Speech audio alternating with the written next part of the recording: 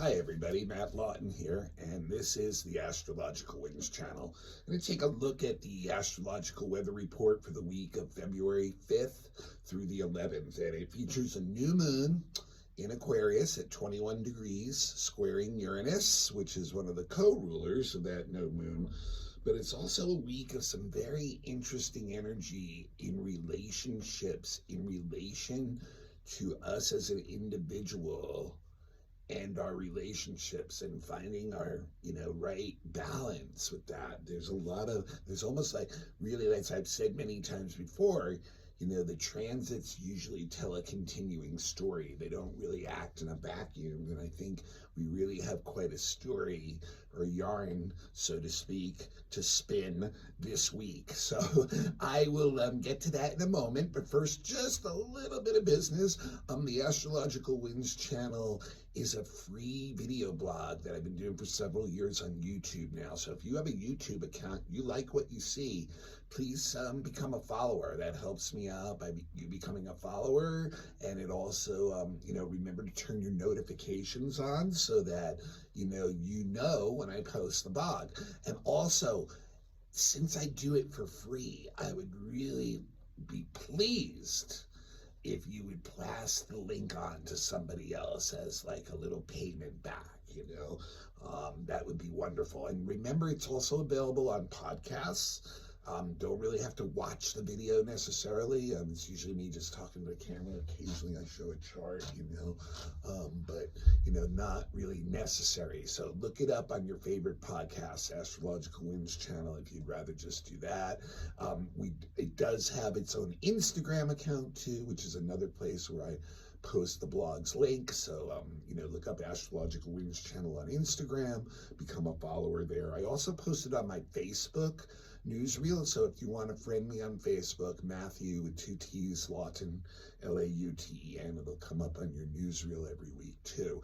But the easiest place to find it, if you're not going to do the YouTube thing, is on my website. And that's www.astrologicalwinds, all one word, .com, and no channel at the end of the wind. So it's just Astrological Winds there. And if you go to the tab that says blogs, you will see it's embedded there, and it will take you right to the YouTube one actually from there. So, so that's always available, and all the kinds of information is available on the website too. The best way to support me is when you need a reading, or if you know someone else that does. I've been doing them professionally for years. So, open up a conversation with me, email me. It's matthue823@gmail.com. Like I said, all that info is on the website, www.astrologicalwinds.com. All right, so this week starts today, Monday, with a very interesting configuration of 3 transits, 2 of them involving Chiron. We've got Venus squaring Chiron, and then we also have the Sun sextiling Chiron today. And at the same time, Mercury is conjunct Pluto.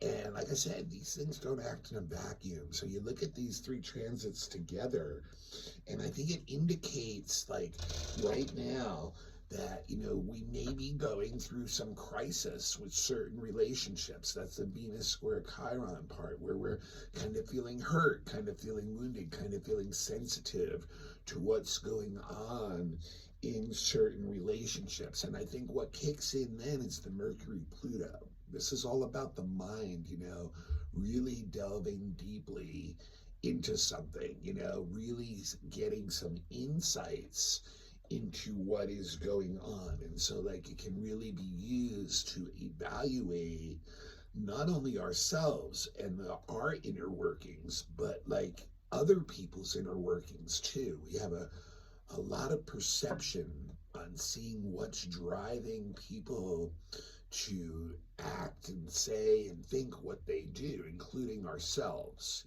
so that's like what I think what will happen is that the Venus square the Chiron is going to have us evaluating a lot of these relationships, and then we're going to want to communicate about it. Mercury is going to bring out the desire to kind of, communicate with other people about it. It may be the people that we're feeling directly hurt from, or sensitive about in our relationships, or it may be other people that we're just trying to, hey, I see this happening, kind of thing. But here's the thing though, Mercury Pluto is really intense though. It's very obsessive energy in our minds, like it's the kind of energy where we're convinced we're right, so like when we talk about it, it comes out as this very like intense, passionate belief system.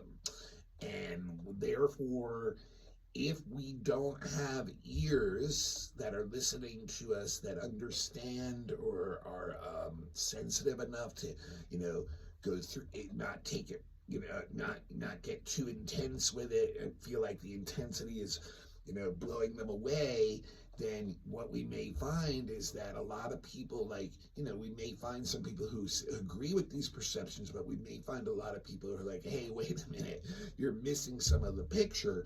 You're so obsessed on a certain thing that you're kind of blacking out some of these other things. So what can happen then is get into, arguments or disagreements about that, and what can ultimately feel like almost like a power struggle, because some people can actually feel very threatened by the intensity that you're bringing in that energy. So that's something to be very aware of. And in fact, when you think about it, it actually almost like closes the loop with the Venus square Chiron too, because when people start feeling that way, once again, they're actually feeling hurt by the depth and intensity. Because when you have a Mercury Pluto, you really can see, like with the laser, some really intense stuff. And when you bring it up to other people, it can be like too much, and the depth of what you see, and that's what will make them feel triggered again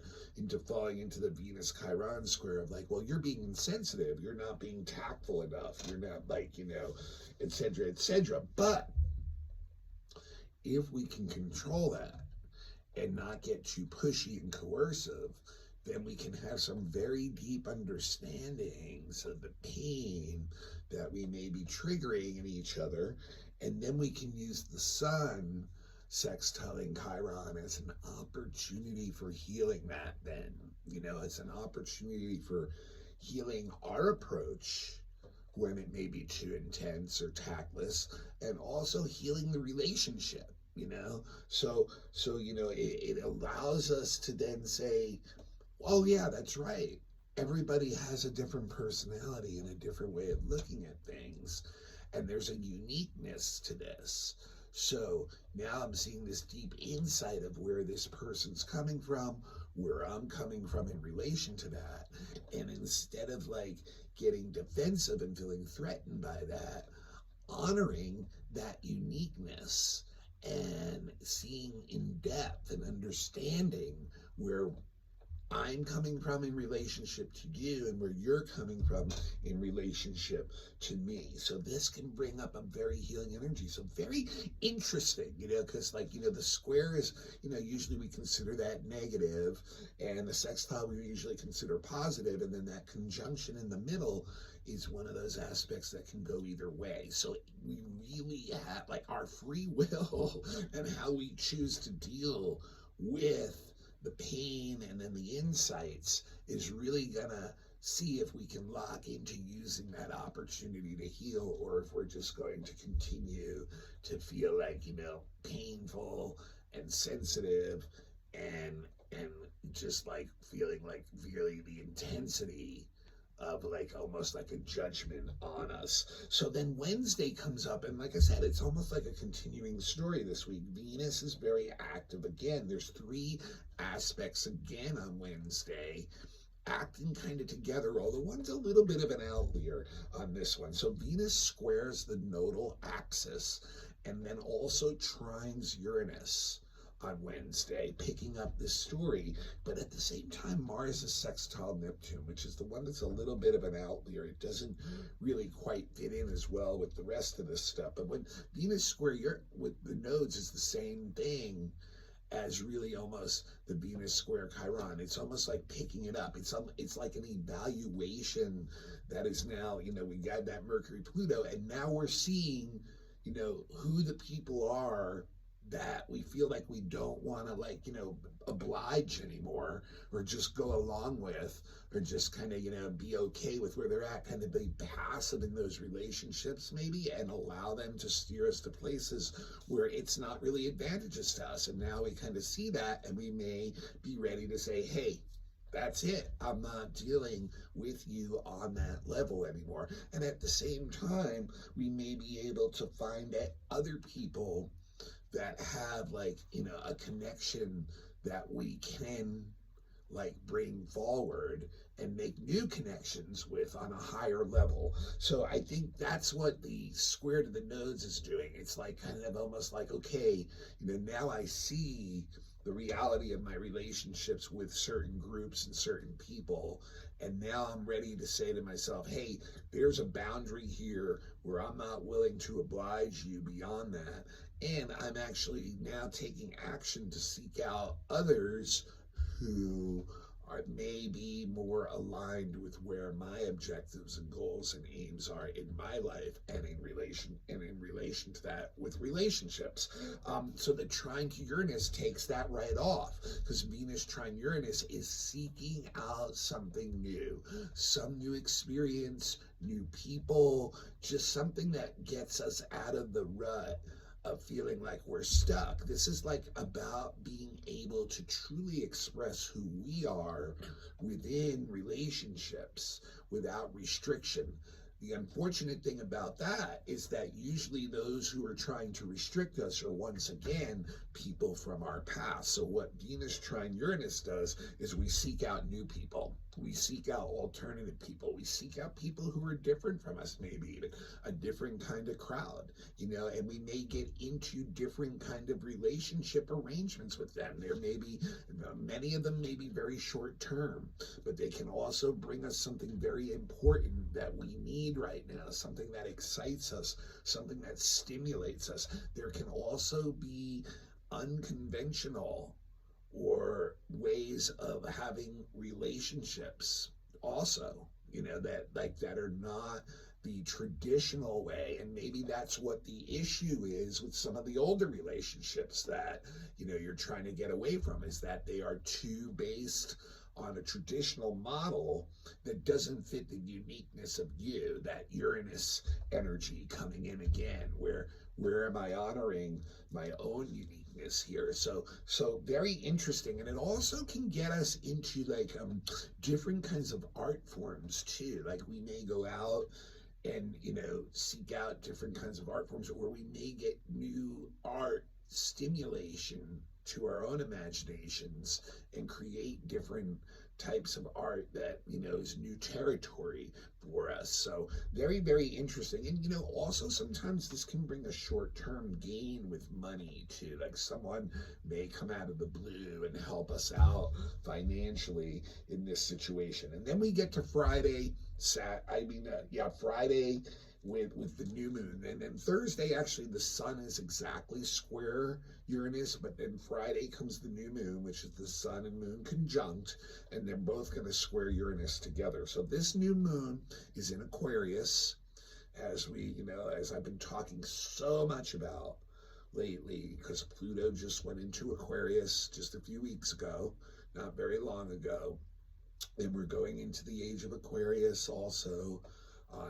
For the next couple thousand years. We've been going through this transition, in my opinion, already for about 90 years, and we still have some more transition to go, but you're seeing it more and more away from the Piscean age into the Aquarian age. And so we have a new moon in Aquarius too, and every year, and this is like right at that cusp of where I really think Pluto going over into Aquarius for the next 20 years, where we're really coming out of the birth canal now with it, like the head is emerging, like, so, here we have this new moon, and it's square Uranus, which actually happens to be one of the co-rulers of Aquarius. And I've been talking already a lot about Uranus in this week. So once again, very, potent energy that's going to continue this story.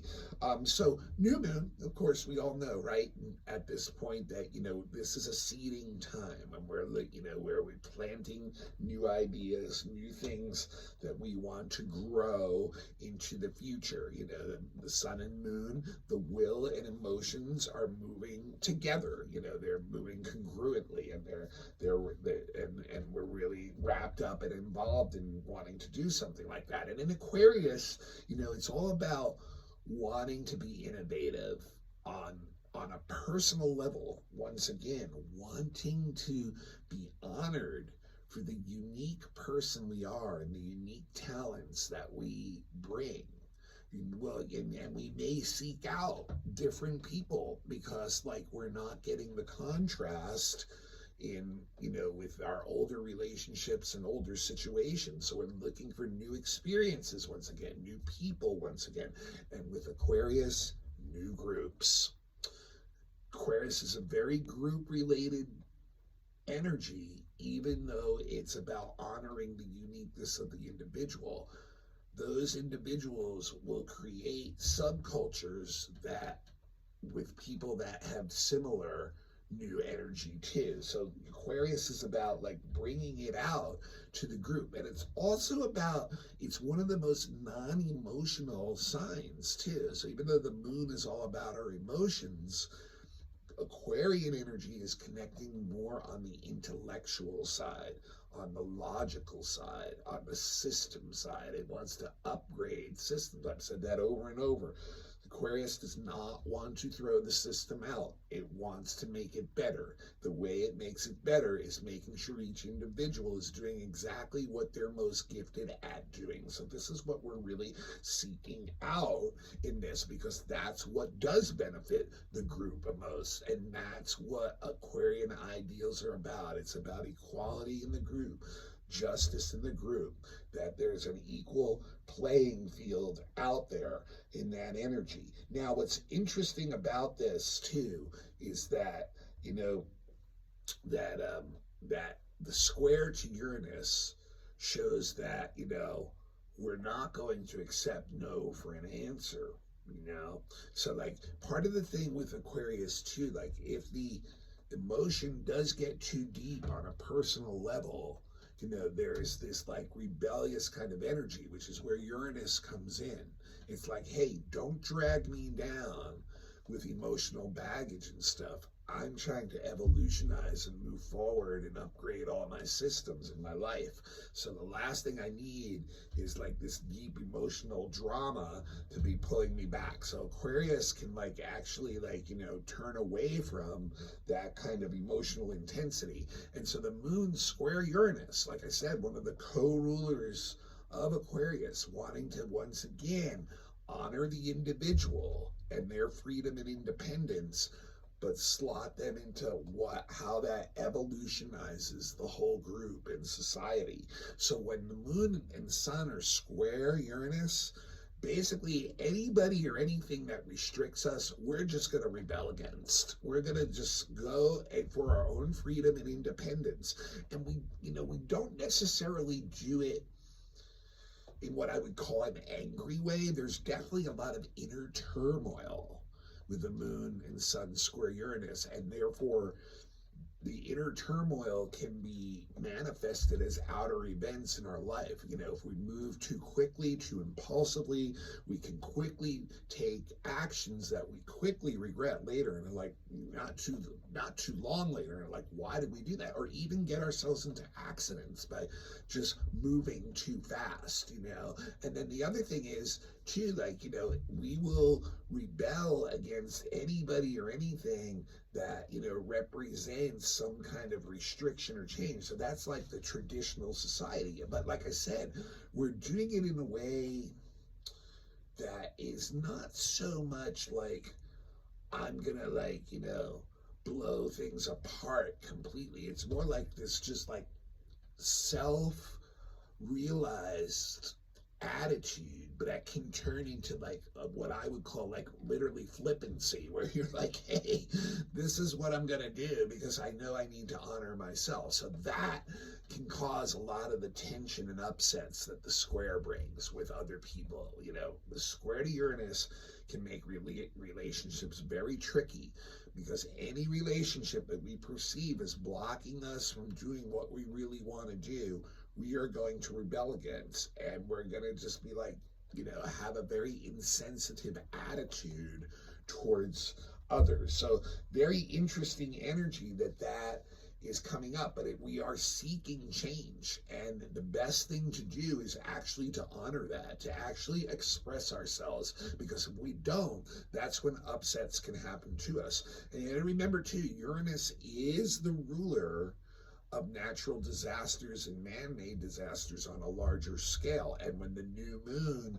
is happening, the pull of gravity, the pull of energy is a lot more intense and pointed. So this may be a week or two where we get a lot of bigger than ordinary natural disasters, or even man-made disasters that suck a lot of people into sudden change. That's the moon sun square Uranus too, that they just have to deal with, because it's just, you know, they're being pushed along on the tides of what's going on around them. But, you know, so the moon Uranus and sun Uranus can get us very, you know, flippant about our duties and responsibilities, and we really are in this desire to honor ourselves first.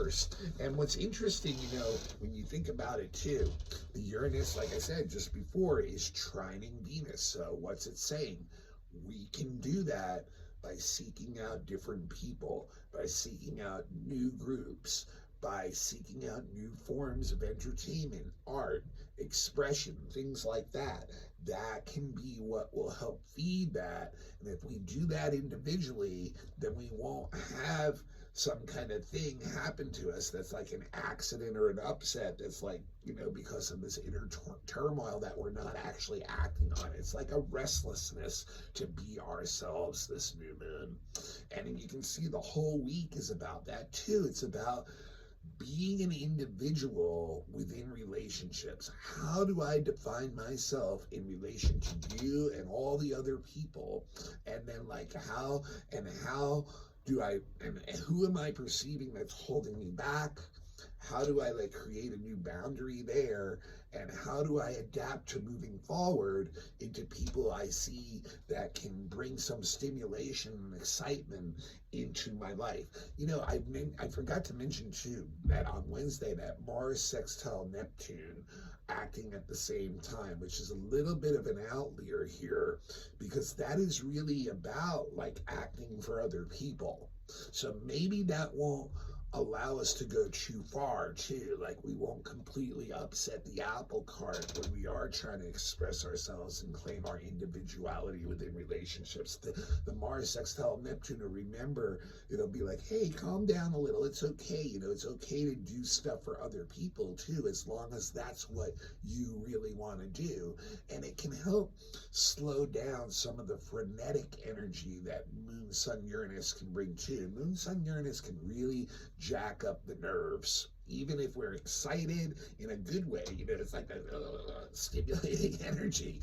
But if we're upset in a bad way, it can get us that nervous anxiety, that nervous exhaustion. It's very hard to relax, the restlessness of the mind, the inner turmoil of the emotions, and then all kinds of accidents and little, you know, things awkward and off in our environment. So like, I think the Mars Neptune can maybe reel a little of the energy back in and help us, remind us that, you know, even when we're acting for ourselves, just like the Aquarian ideal says, we can help others out too. That doesn't necessarily mean that, you know, we're not getting anything out of it or an advantage too, which is what Aquarius likes to remind us, is that when we're all doing that, we all doing the thing we're supposed to be doing, we all as a whole, as a collective, are getting an advantage. And the one other thing, remember, Saturn is the other co-ruler of Aquarius and in Pisces right now, right? But like is in that sextile to Jupiter. So it's a time where things we do now will actually, if we can keep that energy from being too scattered and crazy, can actually create a lot of opportunity in the future to build a solid base on these new changes that we're allowing ourselves to be ourselves and who we truly are, and honor that and how that works the best. So I think that, and it's good too, energy, to focus this stuff in the career and business world too. Jupiter and Saturn together are like, hey, use this unique energy to build up stuff for yourself for the future that is going to bring growth in, and a lot of times that's best expressed through our career and through our work. So, and then the last thing I want to mention is on Sunday, Mercury is square Jupiter. So this is like big ideas, big plans, great foresight, great planning ability. Once again, seeing the big picture really well, and Mercury being the ruler of business, it's really good to use this in your business planning. The biggest, the thing you have to be aware of is to take care of details too, because you see the big vision under this, but Jupiter has a tendency to think that everything's going to work out right. It'll just be all good, don't worry about it. Well, not really. If that's the attitude you take up under Mercury square Jupiter, you're going to find a lot of things aren't going to be all right, that a lot of things, your results are going to be like off. And then you're going to have to respond to them and try to correct a lot of the mistakes from not taking care of the details in the first place. So what you want to do is apply that Mercury energy into that, and take that energy of the details that Mercury can do, and develop a good plan, follow that plan, use the foresight of Jupiter, and then move forward like that, and then you will have success. But really, once again, excellent energy to use for business and career moves, like just really bringing in more, expanding, and knowing. And like I said, like I've been saying the last week or two, all the planets are direct now, so this is the time in the real world to really push that stuff forward. All right, well, that's what I've got for this week, folks.